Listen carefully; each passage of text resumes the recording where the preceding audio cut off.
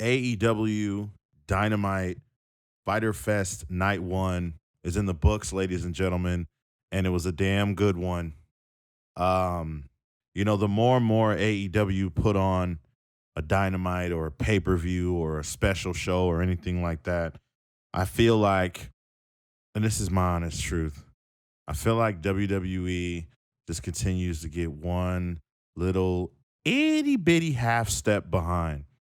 Um, SmackDown's gonna have to be absolutely a home run, because right now I believe that Dynamite Fyter Fest Night 1 has, in my opinion, and while we're still waiting on the other shows to come on, this week, there's still a shit ton of wrestling for the rest of the week. But in terms of those that matter, the Raws, the NXTs, the Dynamites, the SmackDowns, Dynamite has, in my opinion, had the number one show this week so far. NXT was brilliant, was amazing, was exciting, it was fun. But after watching Dynamite tonight, um, just the storytelling, and everything was really really good, really really good. But let's not waste any time. Let's get into the Fyter Fest Night 1 review. Let's get into the first match, the opening contest. Um, IWGP United States Heavyweight Championship on the line. Jon Moxley defending against Karl Anderson, the very first IWGP United States Heavyweight Champion. Eddie Kingston with Mox, Doc Gallows with Karl. At the beginning of this match, well, first, before the match, Jon Moxley and Eddie Kingston came out first. As always, I kind of feel that that's weird having the champion come out first, but I don't know. AEW does things different. They came out through the crowd, felt refreshing, felt new, felt weird seeing all those damn people without masks. I know damn well all of them aren't vaccinated, but I'm not gonna get into that. Um, but they come through the crowd. They get in the ring. Karl Anderson and Doc Gallows to make their way to the ring. Eddie Kingston brawled with Doc Gallows to start the match. They continue to battle through the crowd. Karl Anderson boots John in the corner, and they talk trash to one another. Moxley's fucking name being chanted all around the arena, super loud. They trade shots. Moxley gets the better of him as he elbows the back of Anderson's head. Karl Anderson then chops Moxley in the corner. Then he hits a lariat on Karl Anderson out of the ring as they make their way up to the stage. Karl Anderson suplexes Jon Moxley on the entryway, super hard suplex. Moxley soon corners Karl Anderson before rolling him back into the ring. Karl Anderson then knocks Jon Moxley off the apron with a shotgun dropkick. Karl Anderson gets Moxley back in and chokes him with the boot in the corner. Moxley, upset at this point, punches back, trying to gain some offense. Anderson nails an Arn Anderson spine buster for a near fall 2 count. Jon Moxley then climbs up to the top, rakes the back of Karl Anderson. He's biting him. He's raking his back. He's biting him in the face, biting him on the bridge of the nose, as JR would say. It was a lot of stuff like that. It seemed like Moxley change up his style or what. I don't know if I like that, man. I don't get anything out of the scratching of the back. I know it's old school. Excuse me. I know that's an old school move. The scratching the back and the gouging the eyes and the biting. The biting's kind of weird to me. I don't know. But he rakes his back. He bites him before nailing a superplex off the top rope. Moxley gets booted in the corner. Both men go back and forth. Then they hit a double clothesline that knocks the both of them down. They both finally get to their feet, but Moxley locks in a sleeper.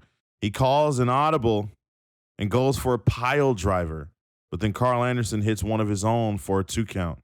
Karl Anderson then hits a cutter off the top for another 2 count. Moxley then nails some shots, but Karl Anderson hits a gun stun. Moxley's nose then starts bleeding. These guys are going at it like 100%, laying it in, every single move, hard hitting. And and I appreciated that. I didn't really like this match that much. I felt like it could have been better. I felt like Moxley was a little bit slow, but that just could be because he's been off for just a little bit. So, but he was a little slow. But maybe it was meant to be that way. I don't know. I'm not sure. Karl Anderson hits a TKO for another near fall. Moxley then catches Karl Anderson in the air after another gun stun attempt. He hits a ripcord clothesline, hits a paradigm shift for the 1-2-3, and still Jon Moxley retains the IWGP United States Championship. And again, like I say, it was a good match. It was just a tad bit slow. I don't know. I guess I'm just not used to it. Maybe the feels, the crowd, everybody being in attendance. Maybe they started, or who knows? Now that I think about it, it kind of felt like they did that on purpose. They started off a little slow, worked their way into their bag. But it was a cool match. After the match, Lance Archer is backstage with Jake Roberts. He then recounts that he's aiming for a rematch for the IWGP United States title. He wants to have a second Texas death match next week on Fyter Fest Night 2. I don't know about this one. Didn't really care for the first one in Japan. And I certainly don't really care about this one. I don't know, man. Jon Moxley, it seems like he's always in some brutal shit, and it just don't hit for me. I don't know. We'll see though. Andrade El Idolo is interviewed backstage, and he says he's looking for the Death Triangle. I see everybody online getting, really, really excited about this, but I don't know why we're excited about it. Yeah, they'll probably put on some good matches, and then, 2, 3, maybe a month in, somebody, one out of the three in the Death Triangle is going to get injured. And then there's going to be no Death Triangle. And then we're going to end up seeing Andrade probably join the Death Triangle. Or he's going to join somebody within the Death Triangle. Then they're going to be wrestling on Dark. And then I don't know, man. It just don't make sense to me. Keep Andrade away from Death Triangle right now for just a little bit. Keep him away. Don't need to force it. Don't need to put him with Death Triangle, whether that be as an opponent or as a partner. They don't need it right now. The next matchup we have is for the FTW Championship, Ricky Starks versus Brian Cage. Taz on commentary. These guys went right away. The crowd chanting Ricky. His hometown crowd, by the way. Hip toss by Brian Cage. Big gorilla press by Cage before he does a series of Irish whips into the corner. He punt kicks Ricky in the chest. Then he hits a power slam and then covered him for a near fall. Ricky Starks avoids a running spear into the corner, and it allows Ricky Starks to focus on Brian Cage's arm. He then nails a drop kick to Brian Cage up top. And then Ricky Starks nails a crucifix bomb on Cage for another near fall. Ricky then goes on the outside, grabs the belt, but Brian gets a shot in. Cage pulls him hard into the post. They finally get back in the ring. Brian Cage goes for a German suplex. And then he hits a spinning Falcon Arrow on Ricky Starks, who gets his foot on the ropes to break the count. Another near fall. Stark goes for a swinging DDT, but Cage catches him with a super kick for a 2 count. Stark goes to the apron, and then he flips over to a sit-out powerbomb for another close fall.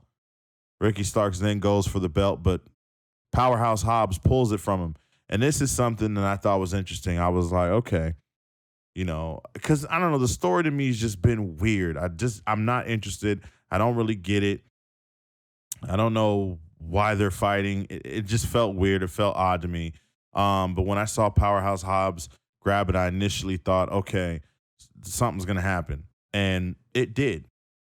It most certainly did. Hobbs pulled it from him. Ricky Starks looking all shocked. Brian Cage then hits an F5 for another near fall. Cage soon sizes Stark up for a big time lariat.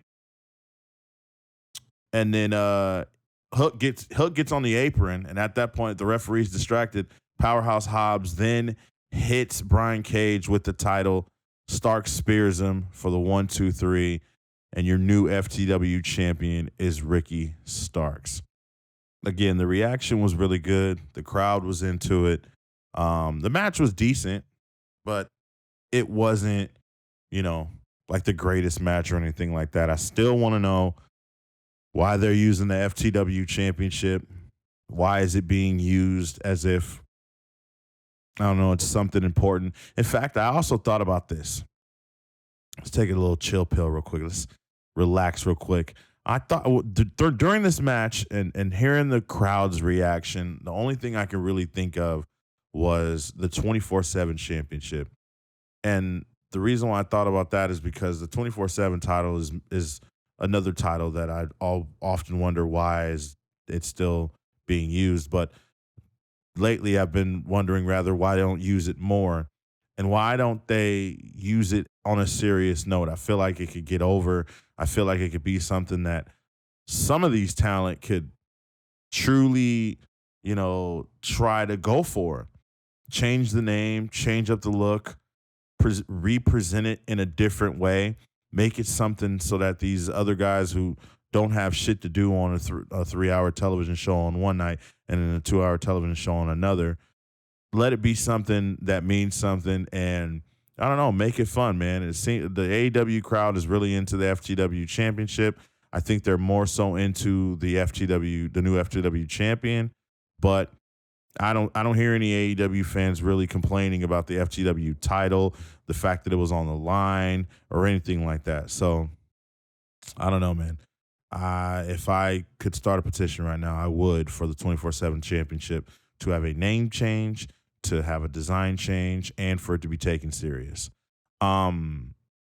Next up, we right after the match, rather, we got a fired up Cody Rhodes as he walks over to the commentary table and starts to cut a promo on Malachi Black, pretty much demanding that he get his ass out here. He says he's getting on the mic, and he gets in the ring. He tells Malachi Black to answer the call. Malachi appears on the big screen. He talks about how he once saw a man kill a horse.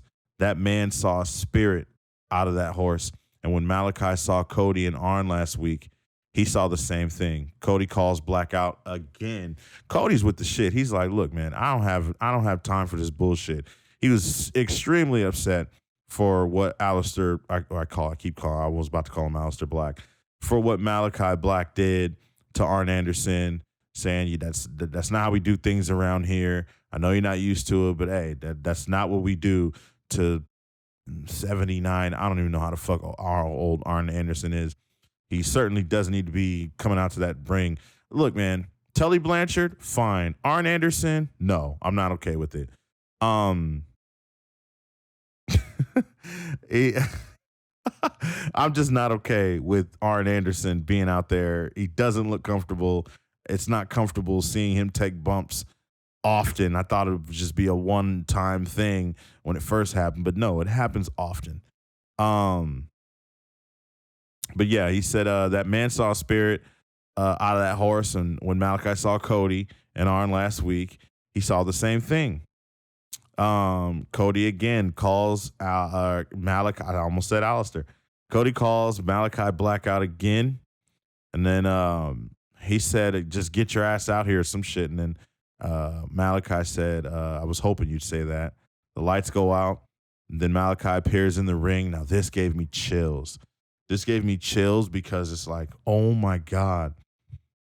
Can you imagine if it's unfortunate that WWE didn't do this. This is what makes AEW elite, no pun intended, is that they allow the wrestlers to tap into everything and anything that they want to get their idea going, to get the character over, to get the fans involved.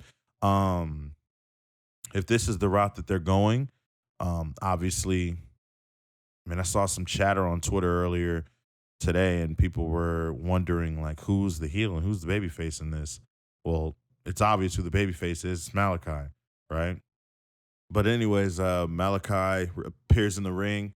The two men brawl it out. right before officials and security and everybody come to the ring and break it up. It looked great.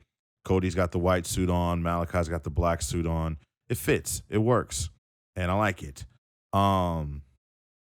We get another backstage segment between Santana and Ortiz and Tully Blanchard backstage. They get into like a little quick scuffle, acting like they're gonna attack him, but then I guess what they had was like a crowbar that was fake, and they said they have respect for their elders, and he said, "Get your boys." Tully's like, "Hey, I'm gonna get my boys." He said, "I'm gonna get them." So, it is what it is. Whatever. They got to further the story. I don't know where the fuck FTR is. Where is FTR? Why aren't they on the show? Why aren't they why aren't they fucking in tag team matches every week, just racking up wins? They're on Dynamite just as much as they were on Raw and SmackDown when they were in WWE. Makes me sick. Tony Schiavone's in the ring. He introduces Hangman Adam Page to the live Texas crowd as they go wild. Tony Schiavone asks him about Kenny Omega. He said since day one, he wanted to become world champion, but he failed. He says the Dark Order is right, though. He says he still needs that championship. So he's here to challenge Kenny Omega, but before he can finish saying what he was about to say, Don Callis and the Elite all make their way to the ring in very NWO-ish fashion. They make their way to the ring. They all take their turn on the mic talking. And then Matt Jackson gets himself in the ring to confront Mr. Hangman Adam Page. He says he abandoned him.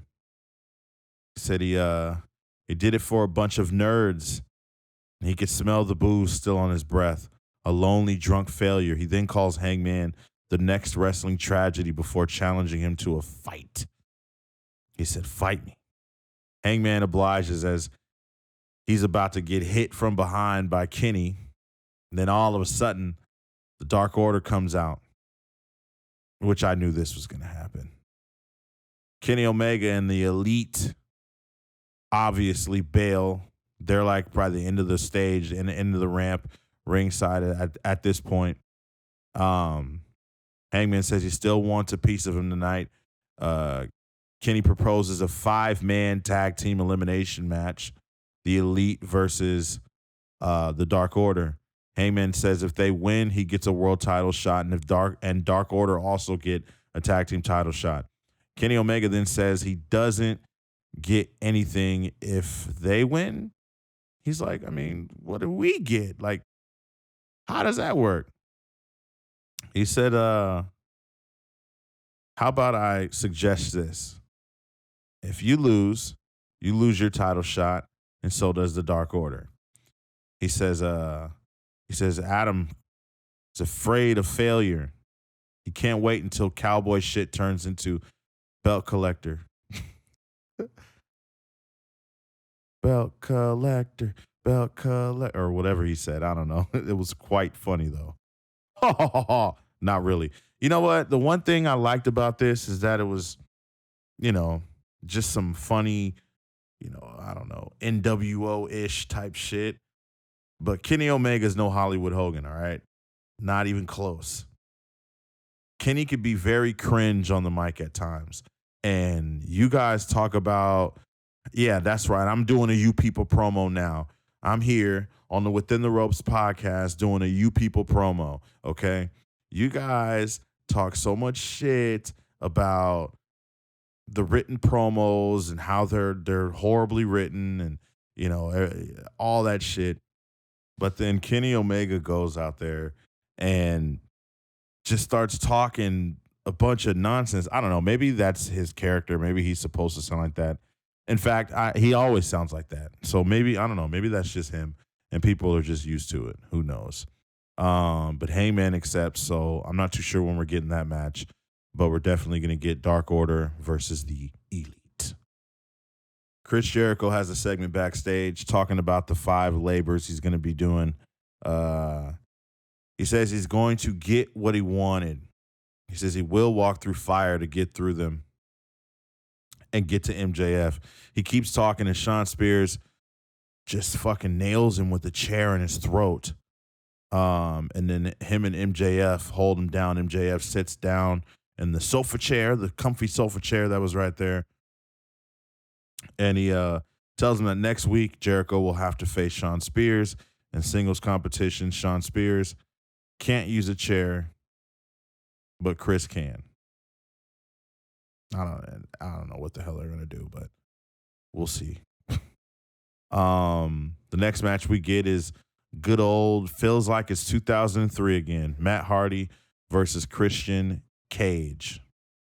Whatever. Excalibur says that Christian has never beat Matt Hardy one-on-one. That's cool.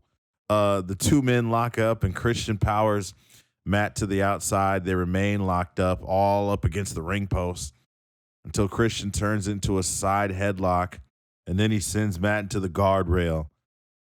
They get back in the ring. He nails his reverse DDT, gets a 2 count. Some patented uppercuts in the corner, 10 punch. Matt elbows, and then he drops Christian via DDT onto the steel steps as he hung over the ropes. Back in the ring now, Matt Hardy hits a neck breaker for a 2 count. He catapults Christian's throat onto the second rope, hits an elbow drop for another 2 count. Christian catches Matt with a spear and then gets a near fall. He then hangs Matt over the top rope, and then he climbs up to the top and hits a frog splash for another near fall. Christian then goes for a tornado DDT up top, but Matt fights him off. Both of them are on the top now. Matt nails a superplex. He covers him, but it's only good for 2. Christian nails an inside cradle for another 2 count. Christian goes for a kill switch, but then Matt low blows him. Hits a twist of fate for another 1-2 near fall count. Matt can't believe it. Matt locks in the leech submission and chokes Christian out on the outside. The referee begins the 10 count and answers right at 9. He immediately hits the kill switch and gets the win. Christian Cage is your winner. Well, Excalibur, Christian has finally beaten Matt Hardy one-on-one. And if that was so important for Christian to do before he decides to hang it up, then I'm glad he was able to do that in good old All Elite Wrestling. I'm just kidding. Good for Christian. It's a cool match. Wasn't really too excited about it, but it was better than I thought. The entire match, I was thinking, man, Matt Hardy just had a fucking baby, and here he is tearing it up with his old pal Christian Cage. It's inspiring, man. It's really, really cool to see. After the match, the Hardy family office go to attack Christian, but Jungle Boy and Luchasaurus come out to the aid of Christian Cage for some backup. So Christian's got some friends, more than most people in WWE.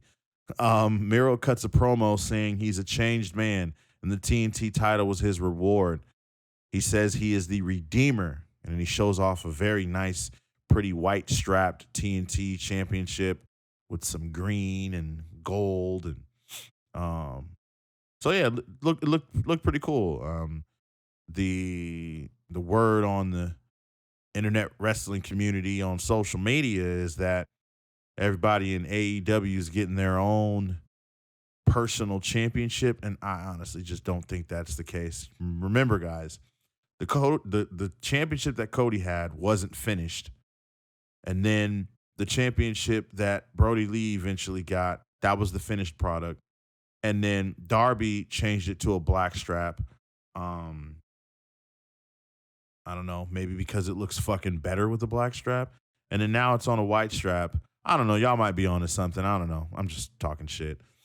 Tony Schiavone's in the ring. He introduces Britt Baker, DMD, to the ring. A couple of weeks ago, Britt got put through a table, but she's fine.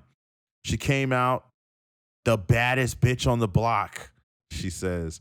She says, you know what? You know what's daunting? Keeping Nyla Rose relevant. Nyla may be at the top of the food chain, but Britt Baker says she's off the menu. She's in a league of her own. Vicky Guerrero has a last name that will always keep her relevant, but Nyla needs that title to keep relevant. She will always be DMD. Nyla Rose and Vicky Guerrero are backstage and they respond, going crazy. Vicky Guerrero, excuse me. Typical. And we get a promo from Jon Moxley, the current IWGP United States champion. After his match, Jon Moxley says that he is not the hunted, he's the hunter. And next week, Lance Archer is going to be Texas dead. So that confirms the match between Lance Archer, Jon Moxley, Texas Death Match Part 2. Hopefully it's good, man. Hopefully it's good. Wheeler Yuta with Orange Cassidy and Chuck Taylor took on Sammy Guevara tonight. The Bunny and the Blade are sitting ringside. Sammy leaps over Yuta. By the way, I watched Wheeler Yuta on AEW Dark, and I was kind of confused as to why they decided to call him up for a match on Dynamite. He's got a record of 2-2. There's a shit ton of people on Dark and Dark Elevation that have, a better win-loss record than him. I don't know. Who knows? Sammy leaps over Yuta and hits a nice drop kick to send Yuta to the outside. Guevara hits a flipping power slam, but Sammy nails a standing shooting star press. Sammy is incredible, man. And again, I hope he fucking does something because here he is, and he was in the main event. Now it's almost like I don't know. I don't want to say that.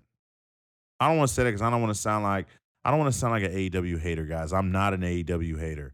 I really, really enjoy AEW because they remind me of WCW. And I was a big WCW fan. So I'm not an AEW hater at all. But yeah, shooting star press. He climbs up to the top and Guevara comes off with a shooting star press, but Yuta gets his knees up. Sammy arm drags Wheeler down, but Wheeler hits a German suplex. Big splash from up off the top, but it only gets a 1 count on Sammy Guevara. Shots are traded. Big back body drop by Sammy. He hits a springboard cutter on Yuta, a GTH, and it's good. Victorious. 1, 2, 3. Sammy Guevara picks up the W. A decent match. Sammy Guevara, like I said, looks incredible. If you're gonna use Wheeler to get him some W's, then I'm fine with that. I just thought it was very random to have Wheeler Yuta come up to Dynamite on Fyter Fest Night 1 and go up against Sammy Guevara, somebody who was just in the main event. Was it like a few weeks ago? The next match we get is Penelope Ford against Yuka Sakazaki. And I'm just going to shit all over this right now. Yuka Sakazaki is one of the worst wrestlers I have ever seen. One of the worst wrestlers I have ever fucking seen. Get Yuka Sakazaki out of the fucking ring right now. Penelope Ford looked great. She was fantastic. I don't know why she didn't win this match. I don't know. I don't freaking know.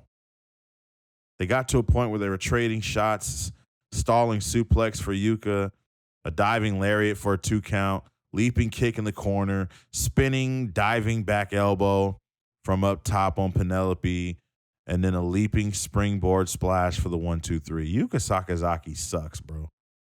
I don't fucking care what any of you say. Yuka Sakazaki is absolutely dog shit in the ring. And Penelope Ford has improved. But whatever. We finally get to the main event, the coffin match, the casket match, the coffin match. Ethan Page versus Darby Allin.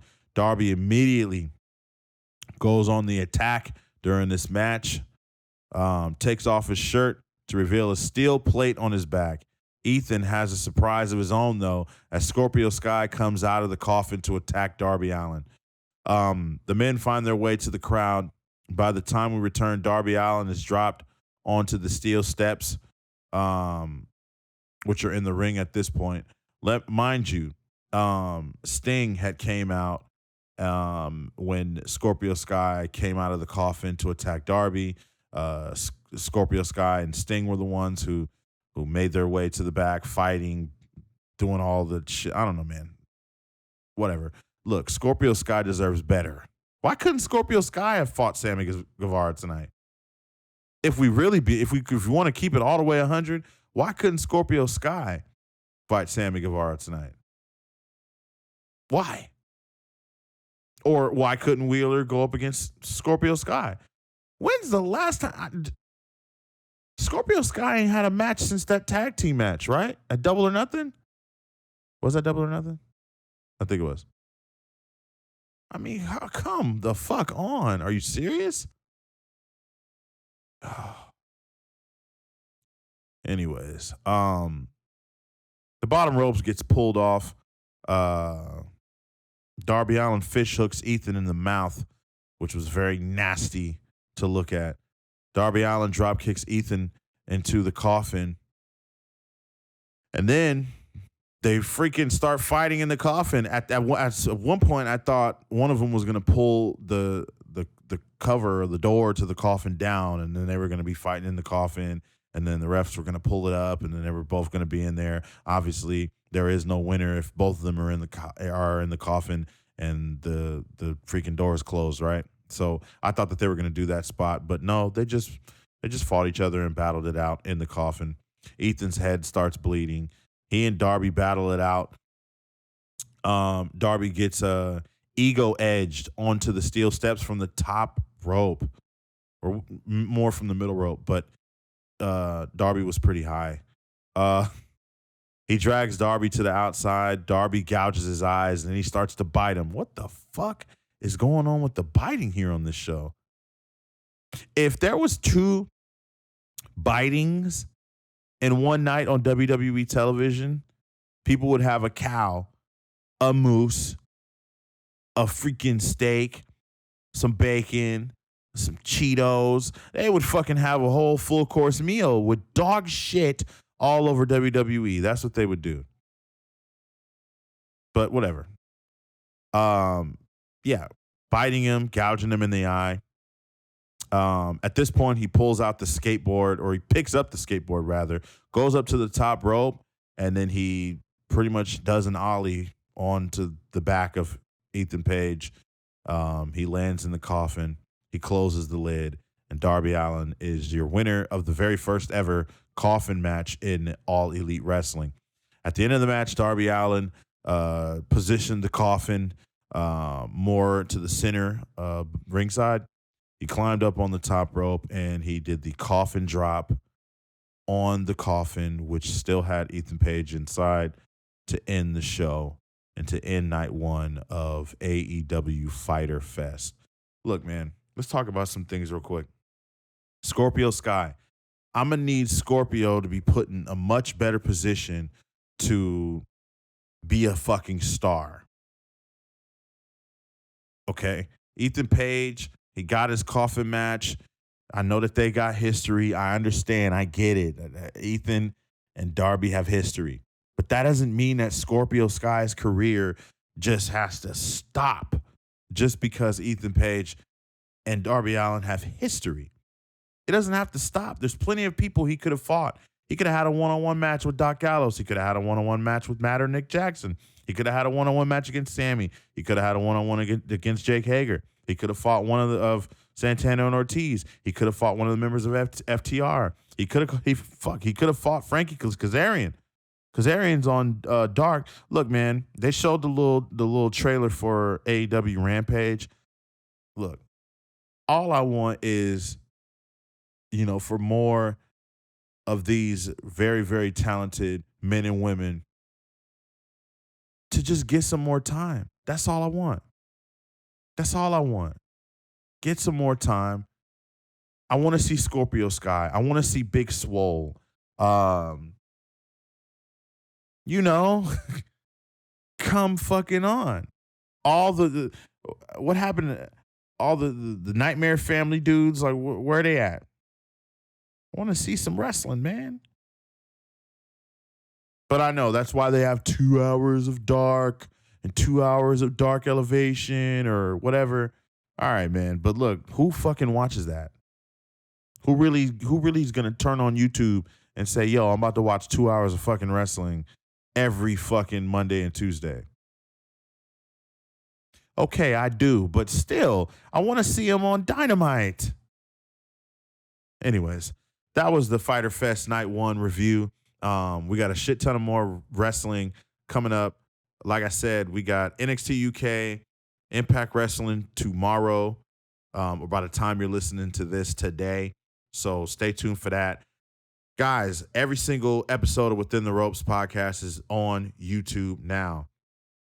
Go to withintheropes.podcast.com and click on the link to subscribe to the YouTube page, or just go to YouTube and look up Within the Ropes and you'll see the videos. They're all audio.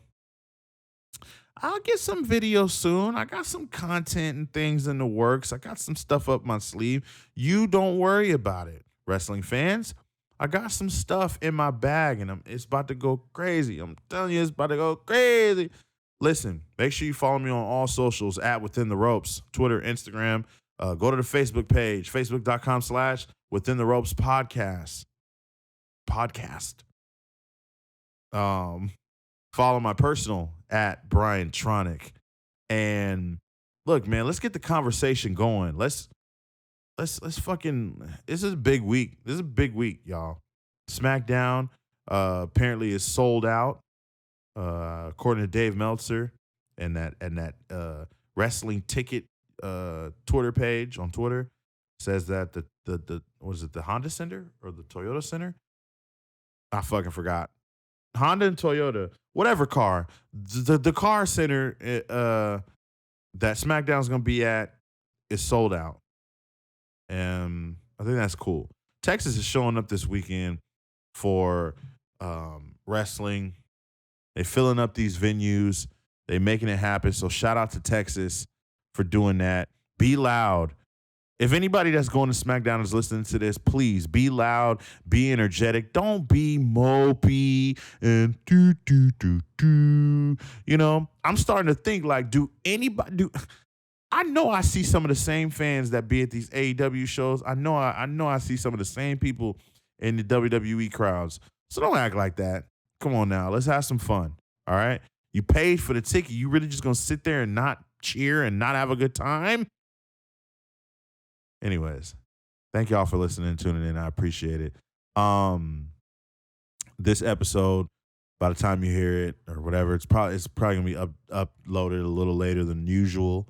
Me and my wife and my kid, we got we're dog sitting, so I had to do daddy dog duty right after Dynamite, but that's okay. We got the review done.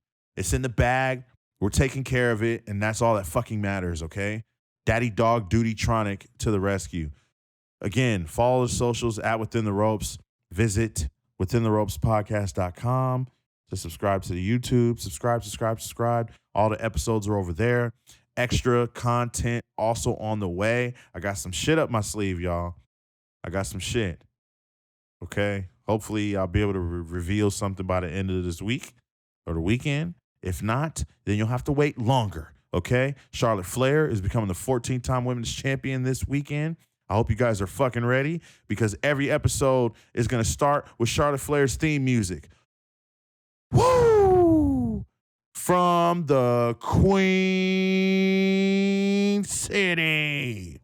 I hope you guys are fucking ready. Charlotte Flair. Oh, and I see, yeah. Hold on, let me double back real quick. Britt Baker. I seen Britt Baker with a little bit of swag, a little bit of bass in her voice. Okay, calling herself that bitch. You know who else called themselves that bitch? The Queen City. Okay, and I would love to see Britt Baker in the ring with Charlotte Flair. She would dance fucking squares around Britt Baker. Figure 8, skates, and all that. No hate. Everybody have a good night. Thank you for tuning in. This was Within the Ropes podcast. I am your host, Brian Tronic, and I am out of here. No, do not chant belt collector. Don't start that. Don't do that. Have a good night, wrestling fans.